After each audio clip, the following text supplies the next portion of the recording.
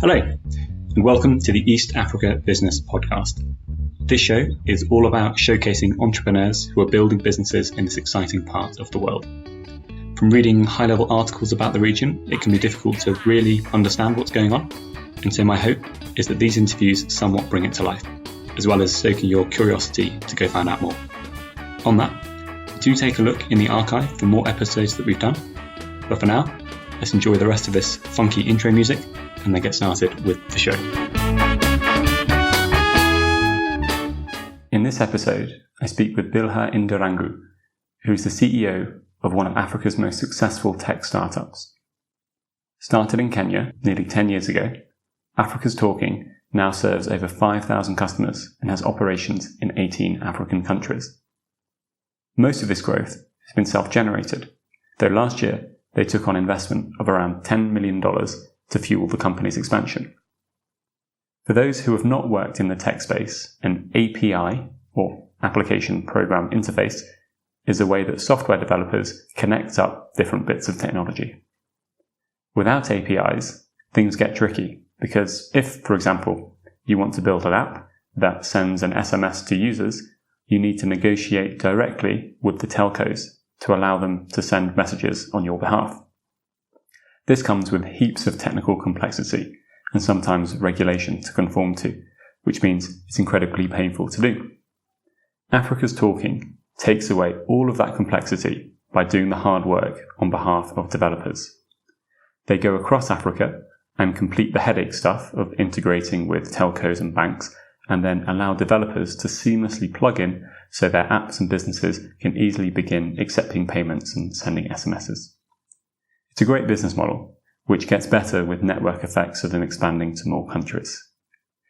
In this episode, Bilha and I talk about the company's formation, how it's changed upon its recent growth spurt, and how the bigger the company gets, the more it becomes defensible against outside competition. I really hope you enjoy this episode with Bilha. So we're here today with Bilha from Africa's Talking. Bilha, welcome to the show. Thank you. So to get us started, can you tell us just a bit about you and a bit about Africa's Talking? Okay, so my name is Bilha, obviously. I'm the CEO at Africa's Talking, and been at the role for the last 6 months, so just taking over from my co-founder and former CEO, who's Sam Floy. So a little bit more about Africa's Talking. So we are a tech company founded in Kenya and headquartered. So founded and headquartered in Kenya. So we've been around for the last 7 years. We're founded, 9 years, because we're founded in 2010. But the reason I say 7 years is because the first couple of years we were sort of doing different things until we finally pivoted into what we're currently doing in our business in 2012. And so what we're currently doing is we build APIs. Those are application programming interfaces, and the purpose is to help software developers connect to infrastructure on the continent. What I mean by that is we want to help software developers be able to build the applications, whatever applications they're building, whether it's pharma solutions or e-commerce solutions, etc., and be able to, once they've done that, be able to connect to telcos and payment providers, because at the end of the day, they do need to get paid, they need to communicate with their clients. And so we recognize that it's quite difficult for an individual software developer or even a startup or a small company wanting to build something and then have to go to the telcos or the big banks and get the integrations done.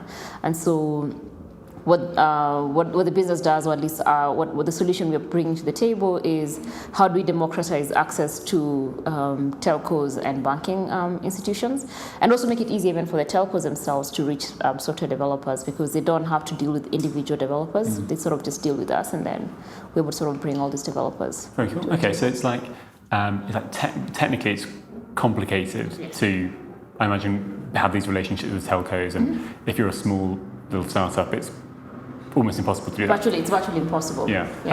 Of course, you've basically done the hard work for them, mm-hmm. and then you set the service you sell to these small startups is, because we can do this at scale, yes. we can offer a much more affordable. So because we can do this at scale, one, we can even offer it to you in the first place, because, as you said, it's virtually impossible to get it. So, I mean, before we had all these startups or developers would build solutions, but couldn't figure out a way to get paid or couldn't figure out how to communicate with their clients on SMS, etc.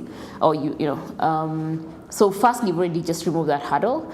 But then our second is, as you said, and then there's also the other thing that I forgot to mention is it's also regulated because you're talking about communications and payments. So in many ways, you still need to get some approval from a government regulator, which again can be quite a hassle. So because we've actually gone ahead and gotten those regulations in place, that's one thing that the developer doesn't have to worry about. And then the third thing, as you said, now it's this thing around reduced pricing because we're able to sort of communicate, negotiate better pricing with the aggregator, with the telcos, and then be able to sell, in smaller quantities to the developers. Yeah. Yes. Interesting that the price isn't actually the top isn't one of the top two. How it's simply just the ability to give you the service. Like that's quite interesting, isn't it? How like you've really just opened up this market. Exactly. Yeah. I mean, because at the end of the day, we think about it. Anyone building an application, and when I say anyone, it could be a business, it could be a software developer that's trying out something, an enterprise or a small SME. Your biggest thing is you do need to figure out a way to communicate with your clients.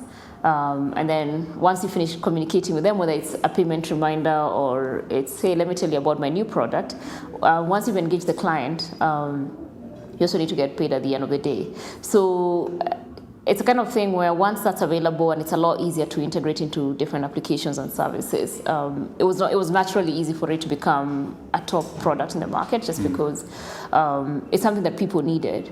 And I think Africa's Talking came in and was solving a real need. And so it's not difficult for people to understand why I need it because they're constantly figuring out how do we get clients to engage with us or how do we engage with our clients. Yeah. And what sort of scale is Africa's Talking at now? In terms of scale, so there are different ways we measure scale. So we have about 30,000 software developers that have been signed on to our platform, and we keep growing that number. I mean, our goal is to hopefully have about 1 million African developers signed onto the platform. We're currently in we're in 18 markets and growing. So in 10 markets. Does 18 markets mean 18 countries? 18 countries, yes. Yeah. So so we're in 10 of those countries, we actually have people on the ground and operational. And then the other 8 markets are initial beachheads that we're looking to operationalize over the next few months. But the goal is to go across the 54 markets. A team of about 130 people and growing. And I think those are sort of metrics.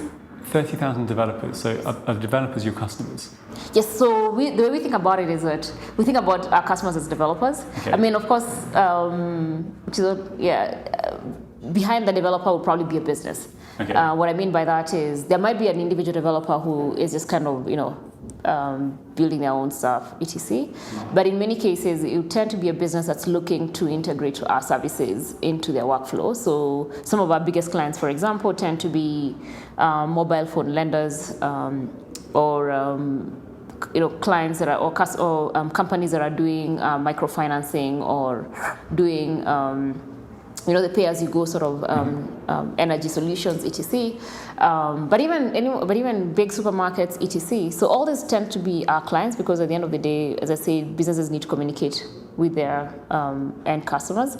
But we like to think about their accounts from a developer perspective, so that even if it's a business that's represented, we still like to think about it as a developer because for us, we're selling a technical product, and we are only as good as what developers think of our product. Yeah. So a business could like our product, but then if their developers don't want to use it, don't want to integrate, just becomes a really pain. They kind of be like, okay, I don't want to do this. Yeah. Yes. So do you have how many paying entities do you? I'm trying to think of word. So I'll probably put it at 5,000. Okay, so 5,000 and okay, and so an average of 6 developers per.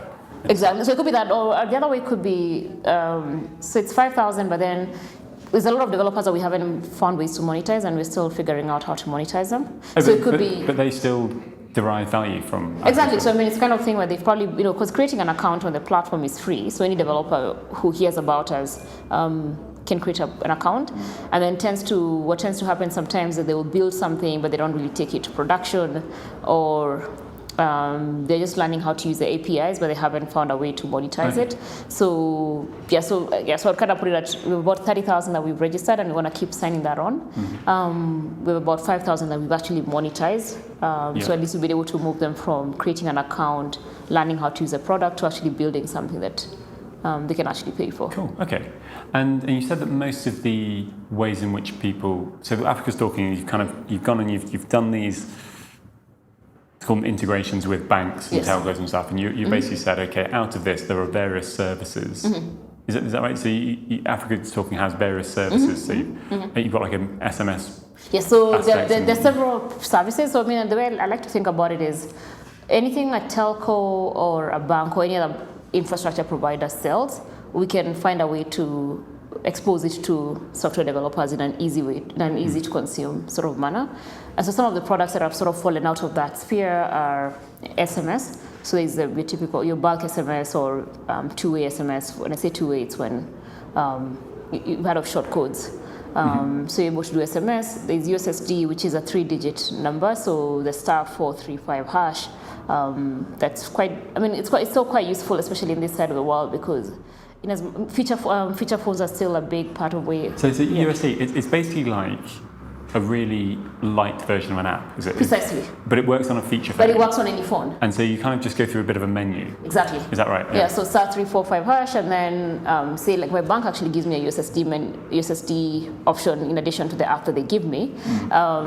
And I can query my balance, I can do some basic transfers, I can pretty much do a lot of things that you could do with an app, but of course not as feature rich. But very useful in this side of the world, because most people either use feature phones, or even those that have smartphones, data is still really expensive. So most people are not in. So even if you had a smartphone, you wouldn't download, let's say, the KCB banking app. No, I mean, I probably would, but most people wouldn't. Or even if they had it, they wouldn't use it because they don't pay for it. I mean, data is one of those things that's still people use it, but I mean, when you talk to people on the ground, it's a very it's still very. Yeah, but people are like aware of how many megabytes they've got left. Exactly, they're very something they keep very conscious, or they actually more so. What I found what interesting is that people actually buy it on a daily basis. So it's one of those things, yes. So the telcos actually offer this. So they have, I think, offers as low as 20 megabytes a day or something like that. And so in that case, someone will probably budget their megabytes on, I want to use this amount on social media, I want to use this on, on very specific things. So they don't necessarily have the luxury of, I want to do a transaction on my whatever, let me go to KCB, let me go to my mobile phone app and build that, leave alone any other sort of application. So USSD still remains like a really big way of at least getting people to sort of interact with applications on this side of the world. And so you basically built technology where it's relatively it's almost plug and play. I mean, it still requires a bit of integration, but something that would have taken you months on end to do would literally take you 30 minutes if you're a good developer. Really? Yes. That's nice. Exactly. And then we also shield you from all the work with the telcos, because you do have to raise the code and map it to the telco, etc. So that's a lot of the work that we take away from the software developers. Okay, cool. So you're currently doing this. So you started in Kenya. Yes. You're now in 10 markets, 10 to 18, 10 to 18 countries. Does that mean that each country you go to, you need to do these difficult things? So each country we go to, firstly, as I said, it's a regulated environment because you're dealing with communications and payments. So in each market, you actually have to go to the regulator and get some kind of license. And then once you're done, go talk to the different telcos and start to... You've got an exasperated grin on your face. Yes. When I think about my expansion process. But on the other hand, I think about it and I'm kind of like, that's actually why we're in business.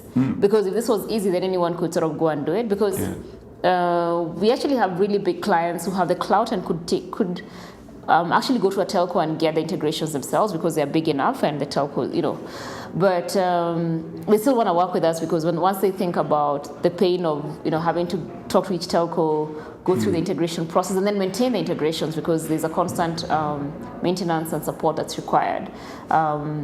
We find a lot of clients who are just kind of like, let's just deal with one person, that's Africa's Talking. If anything breaks, I know the person I call. I don't have to call like multiple engineers in different telcos to sort of work on this. So in as much as it's an exasperating process, I recognize that's actually part of the biggest value add we bring to the table. And for me, the other thing that's useful about it is that it allows companies, software developers, to think a little bit more Pan-African because we exist.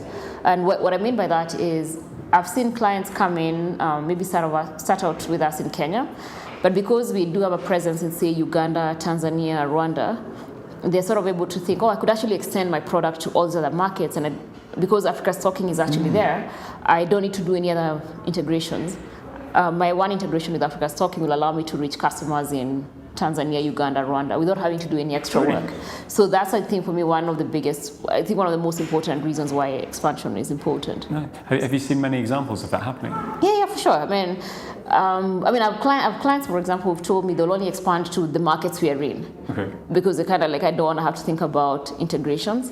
And so they follow us where we go. The other thing is, we've seen, actually part of what sort of drove us to start expanding is because we would talk to some clients who would come in, start out in Kenya, and then very quickly, because Kenya is it's a very interesting market, but still fairly small. When I think about the population, there's about 40 to 50 million people. So very quickly, companies start to think, wait, I could go to Uganda, I could go to Tanzania, I could go to Rwanda, just sort of have an East African sort of presence. And so very quickly, they'll start asking us, can you help us reach customers in those markets?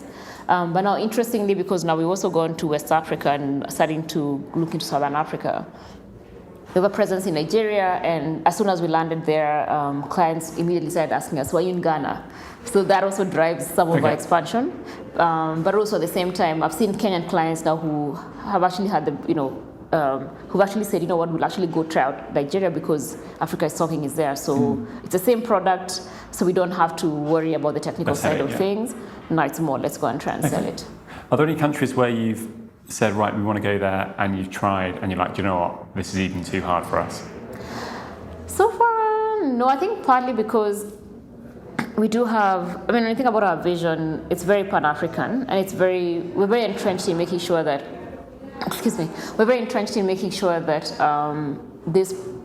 these technologies are available across Africa. Given the name Africa is Talking. Yeah. So I think we have a little bit more of a different DNA where we're willing to go into difficult markets. That said, of course, there are markets where you kind of look at it and you say, okay, this is going to be a little bit more difficult. Let's sort of give it a more longer term. Which are some that have been particularly difficult? I would say, so for example, we're currently registered in Sierra Leone and DRC. And so we actually want to go in and do business, but then we're kind of like, okay, let's take this a bit more slowly than we would, from some of the other markets. But on the flip side, I've also come to appreciate that every market is actually quite difficult in its own way, just given the intricacies of doing business in Africa.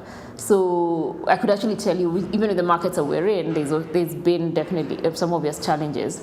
So, I think rather than saying this market is much easier than this other market, I feel like it's a lot easier to just, I think what makes more sense is to kind of say, okay, doing business in Africa has its challenges. And I think someone coming to do business in Africa should be willing to embrace that. But then once you've embraced that, once you go into a market, you can sort of say, okay, these are the issues, let's fix them. Because in as much as, for example, we're a Kenyan company, any other new market I go into, it almost feels like you're having to start afresh. Yes, the policies might look the same, but you're having to deal with different policies. You're having to deal with telcos that think quite differently. And especially what's interesting is to watch how telcos, banks, etc. are still very localized in as much as you might have like a global brand or like a Pan-African brand. Once you go and talk to the telcos in each market, they think very differently, they view the market very differently. So it's almost a completely different conversation from the last conversation you had with them. Very cool. Yeah. So you've got 190 people. Yeah, 130. 130 people. What's the rough split between what everyone does? So, which what?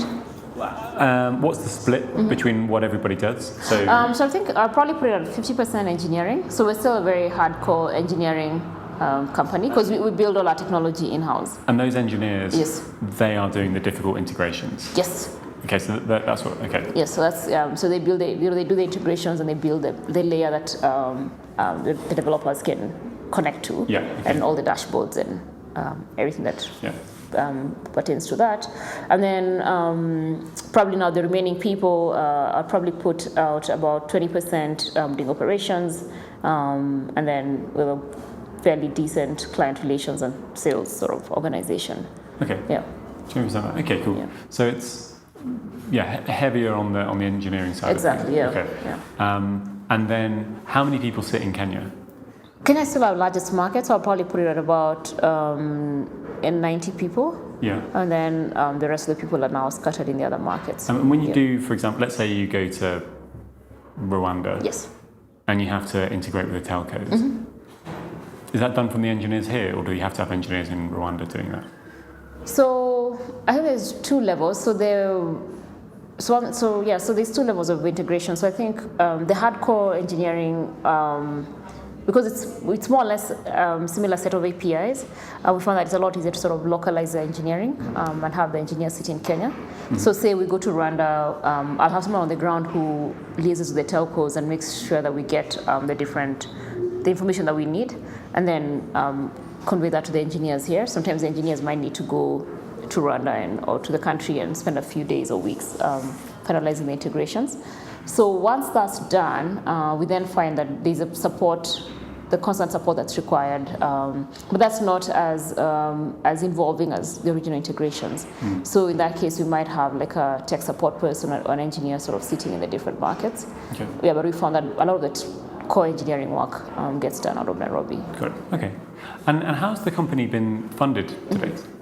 So for the longest time, we bootstrapped the company. Mm-hmm. So it was the founders kind of just putting in their own money, and it did help that we got profitable quite quickly, which is not your typical sort of cycle for a tech company.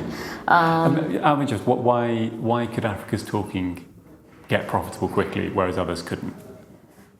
I think it was, as I said, I think we came in and we hit something.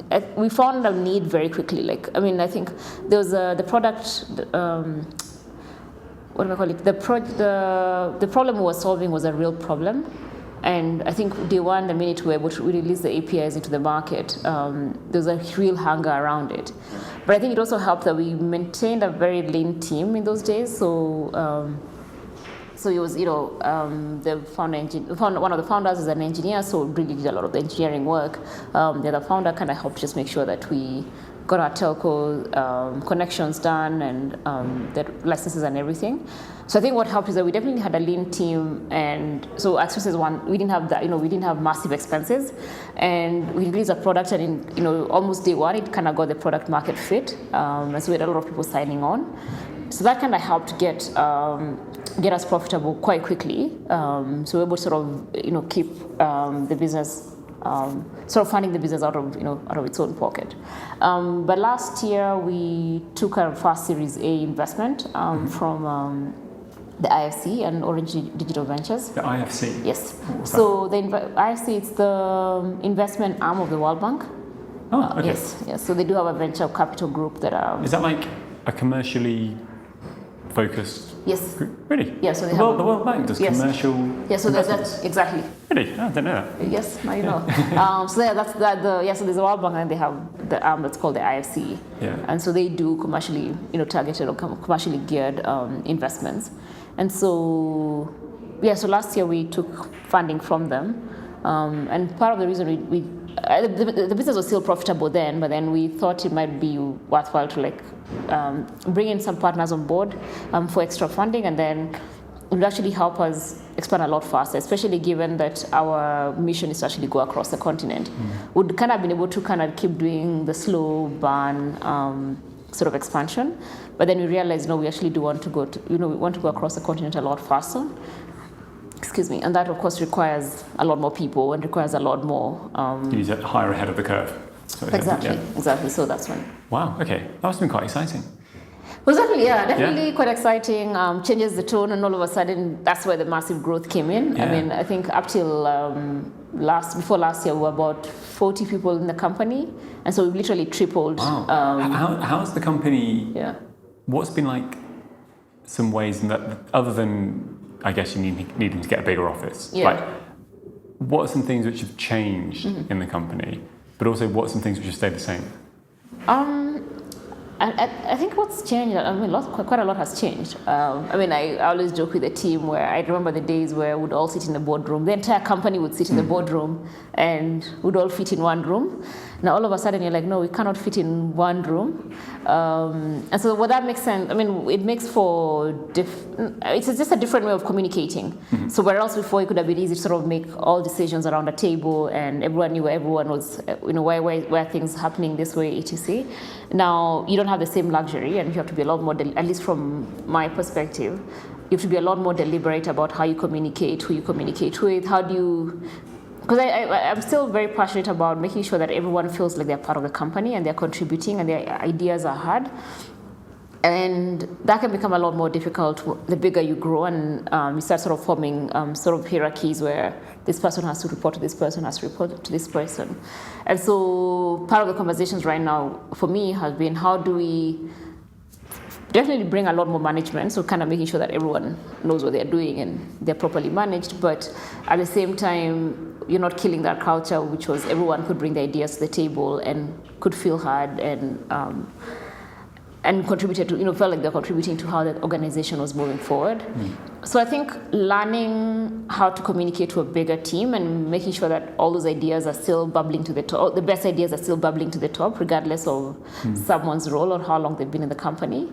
I think that's been one of the biggest challenges. Yeah. How have you done it? Do you have like a Slack channel? Do you have so there's a lot of we use Slack a lot. Okay. So lots of different channels. Yeah. But also, I think we've kind of re-optimized the team, so kind of have sort of broken down the teams into like having really small teams focused on very specific things, because I think that's a lot easier for, in as much as it's a big company, people don't feel like they're part of, they're not part of this huge thing that they don't so they don't quite know where everything is going. So the premise is that if we can have people focus on one product, for example, and you just have a team of a maximum of 10 people in the team, that sort of helps people kind of feel like, okay, yes, I'm part of a bigger company, but day to day, I know everybody in my team. I know everyone in my team. I know what we're all about. We have, so I think that's a lot easier from management perspective, but also from getting everyone on the team to kind of feel like I can contribute and my ideas don't have to get swallowed up with this big company. Got it. Yeah. And let's say you've got 10 people team. Is that made up of some engineers, some... Exactly. So we've kind of created that. The whole goal is try and create autonomous, what's the word? Autonomous teams. Yeah. And so if you have a product team, you kind of have like some engineers, some sales people, client relations people, support people. So within the team, they can sort of do almost anything that needs to get done for that product without having to rely on people from the outside. So kind of helps them hopefully move a lot. I mean, the thesis is that hopefully they'll move a lot faster, so you don't have to wait for an external resource to, fix an issue. That's what you need fixed, etc. But everyone sort of understands the product a lot better, and they hopefully all have the same goal to grow the product. And so the engineers hopefully are working in sync with the salespeople, with the client relations people, and you minimize what I think I see in some organizations where. Especially technical organizations where the salespeople and the technical people don't talk to each other, or they're quite siloed. And so sales or commercials is pushing in one direction, engineering is pushing in a different direction, and somehow there's always, things don't quite always work. But I think if you what we've seen is you can create this sync between commercials and engineering. If I'm a salesperson and I'm going out there to sell, I'm confident that whatever I tell my clients or sell to the clients, my engineers will actually, that's exactly what they're building. And the same thing, the engineers know that if they build things, that's actually what's going to get sold. So you don't have this sort of thing where engineers build stuff and no one is selling it, or I go out there and sell, but my engineers are not able to fulfill. Yeah. Very cool. What are some things that have stayed the same since you've gone from 40 to 130? I think we're still, and we've always tried to create a culture where people hopefully feel like it goes beyond a job. I keep telling people you spend more than most of your life is actually spent in the office. So the people you work with, are probably even much more closer to you, as it were, than any other person just because of the amount of time we spend with them. And so to the extent that we can sort of still maintain a familial culture and people feel like, you know what, I'm excited to come work here. People are nice. People actually want to genuinely help each other, so it's not a cutthroat sort of environment. I mean, to a large extent, I feel like we've been able to sort of still maintain that, and hopefully people still feel like, you know what, I'm being pushed, I'm being challenged to, you know, to do something more and more. And the people I find in the office are actually my friends. It's not just co-workers that I, you know, come do some work and then leave. Nice. Yeah, still very much, we're very serious about what we're trying to do and what we're trying to achieve, but still very laid back at the same time. Yeah. I noticed outside a lot of people having lunch. Is lunch free? On Fridays only. Fridays only. Yeah, I've been thinking about trying to make it free every single day, but hey, the numbers have to reflect that. Series B, maybe. We need a Series B funding, Exactly. But did people generally sort of eat food together and stuff? Yeah. So most people kind of just hang out and even hang out after work, which is a great thing, I think. Yeah. So lunchtime people kind of either sit on the lounge or go out to eat together. Very cool. So in terms of the opportunities, I mean, from my understanding is Africa's Talking is in this pretty cool position where you're going and you're doing this hard work that no one else is doing, and then you need to turn around and sell your services to developers or clients. Yeah. What are some of the challenges in the making money aspects of it? So I get that there are sort of technical challenges with doing the integrations, but in terms of actually, for example, like going to Sierra Leone, what are some of the challenges in actually sort of making sure that you generate enough revenue from that market to make it I think two things. One, I think once you've kind of gone through the hurdle of getting the integrations, which is really hard on its own, I think that the second thing is, because we're selling a technical product and it's a product that still needs a software developer to integrate our system to whatever application he's building or he's building for his clients. Part of the challenge has been finding developers in the different markets we're in and getting them to know what to build and how to use it, and being able to say, okay, you know what, I understand, because they see the value, but I guess the ability to sort of be able to do the integrations and. I mean, is it ultimately dependent on people being able to make money from tech products? Because exactly. Yeah. Because I think the more you have either that or businesses that actually understand or see the value of digitizing their processes. Because if I'm an enterprise and I think it's important to communicate with my clients via SMS or a smart voice system, then I'll actually put the money in to kind of hey, let's develop a system that can do that, and I'm willing to pay for the SMSs, I'm willing to pay for the voice minutes. So to a large extent, I think it's different ecosystems at different levels. So the more we can find businesses that are willing to put in money to digitize their process, then that becomes easier for us to sell the products we have. So you've one is the startup, which is looking to build a tech platform, but the other is just going to big organizations and saying, you've got loads of inefficient services that you're doing, processes you're going, you use Africa's Talking and we'll make it so much easier. Exactly. What's the rough split? Are there any other types of customer, or is it just those two, and what's the sort of split? I managed to get the actual numbers. When I think about it, I think I'll probably say 70% will probably be in the startup area, sort of startups. Really? Yeah. Okay. So very much heavy on the startup ecosystem, especially in Kenya. Is that 70% in terms of number or in terms of revenue generated? I'll probably say number. Okay. Yeah. So revenue is still very much on the enterprise side of things, because at the end of the day, the businesses just have a lot more money to spend. Yeah. So in as much as we may have a lot more startups, but even startups, I think it's dependent, because you have startups that have raised quite a bit of money, so they're operating very much at a very different league compared to a startup that's just kind of getting started and hasn't raised much money. So yes, they definitely want to use a platform, and we see their spend, but it's until they actually have the resources and they can actually spend a lot more. But what we see is that businesses grow with us, so that someone actually, we've seen startups start with us, and maybe the first couple of months they're not able to do a lot more on the platform.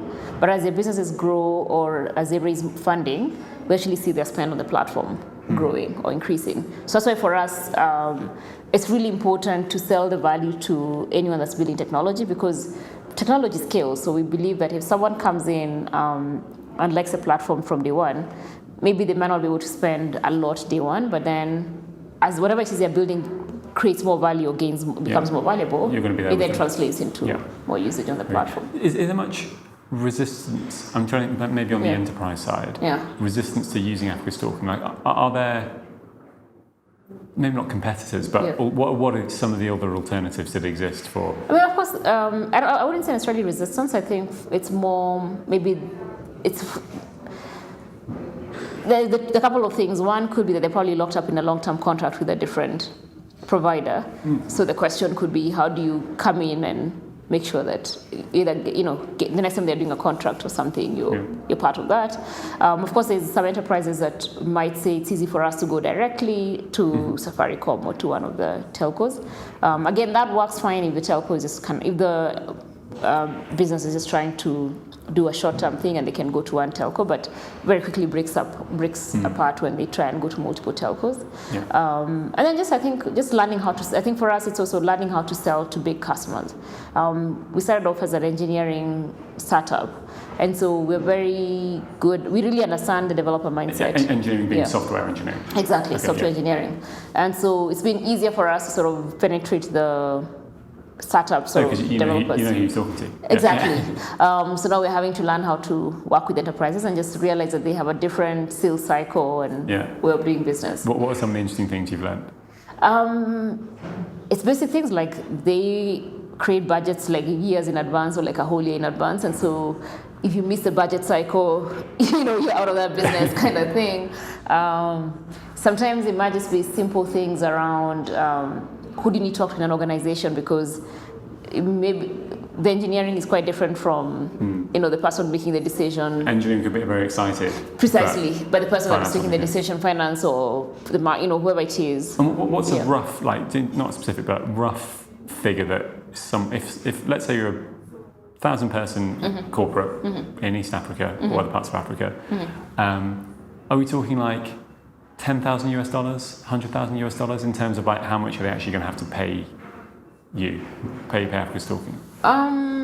Maybe probably around 10,000 plus, whatever. Okay. But the thing is, because of the way our model works, we don't have because for you to integrate into the platform, it's free. But then what happens is that it's not a question of how much spend you want to use on the platform. And so the business can decide, I want to talk to all my customers, and maybe if I have a million customers, probably be a lot more. Or maybe I want to send very few, So it's up to the business, and it's kind of very much dependent on what their communication strategy is, and how many of the customers they want to reach and how often, etc. So for us, because the platform is free and you only pay per transaction, we've seen businesses kind of, scale up and down depending on either how well the business is doing or their communication needs. And so I don't think the biggest thing is not so much how much they have to spend. I think for us, at least with enterprise, it's always more how much, the willingness to get them on board, and if they see the need to digitize their processes. Once they're on board, then now we sort of see their spend can, sort of goes up and down depending on, what they're thinking about or how much they want to spend. Very, very cool. Okay, so we'll just do a few more questions, because I know you've got a team meeting to go to after this. So what do you reckon Africa Stalking looks like in 3 years? Or is there someone actually coming in now? In 3 years, a couple of things. One, as I said, we definitely want to go across the continent. So I think we'll definitely be a lot more. There'll be a lot more Africa Stalking in different markets that you see. We continue to grow the team, and I think there's a question around, how big do you want to grow as a team?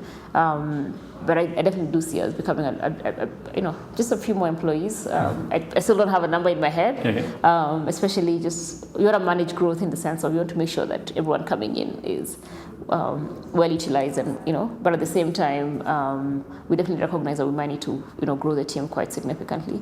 And the last thing is, I think, just a product portfolio. So I think right now our product has been very much telco and banking related, so offering telco services and banking services.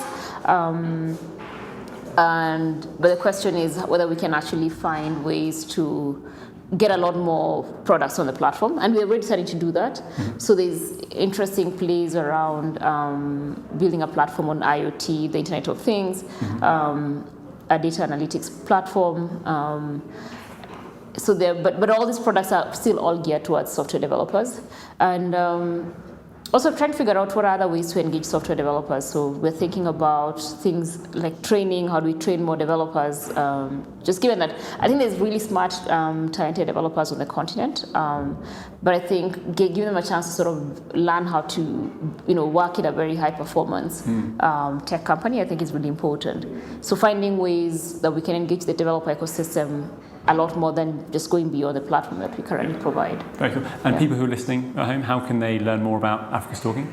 So we can always go to our website, so africastalking.com. Of course, on Twitter at Africa's Talking, and same thing on Facebook.